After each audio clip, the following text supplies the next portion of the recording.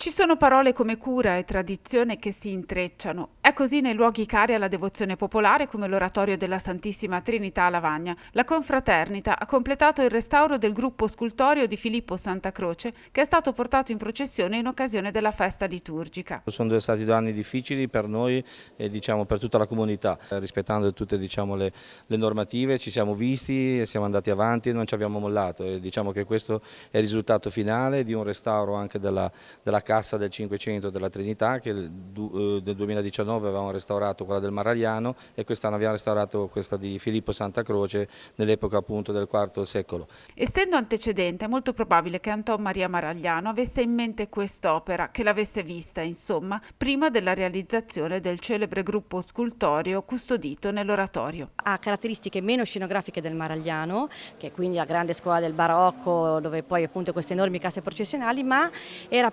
stato pensato per una devozione più intima col fedele all'interno dell'oratorio, anche perché è una cassa veramente piccola, leggera, concentrata, ricchissima di dettagli, ricchissima di angeli anche sul retro, una rarità per questa parte della Liguria, perché nel Polente Ligure si sono conservate casse di quest'epoca, ma nel Levante molto meno, e quindi il fatto che l'oratorio si sia rivolto al Maragliano nel 1733 per fare la cassa della Trinità l'ha un po' salvaguardato, perché è stata poi messa nell'abside e quindi ha un po' salvaguardato la preziosità di questo complesso. La cura è anche quella dei portatori degli artistici crocifissi, gesto tradizionale ricco di devozione. Quest'anno, in occasione della festa della Trinità, sono tornati in processione i 4 grandi crocifissi dell'oratorio. Qualche ragazzo si è perso, qualche anziano purtroppo è mancato e non è stato facile, però diciamo che la fede, la tradizione, ecco, che i cittadini lavagnesi e tutti quelli delle vallate ci tengono, siamo riusciti ad arrivare ad oggi che diciamo ecco, come se nulla fosse successo. La festa della Santissima Trinità è la festa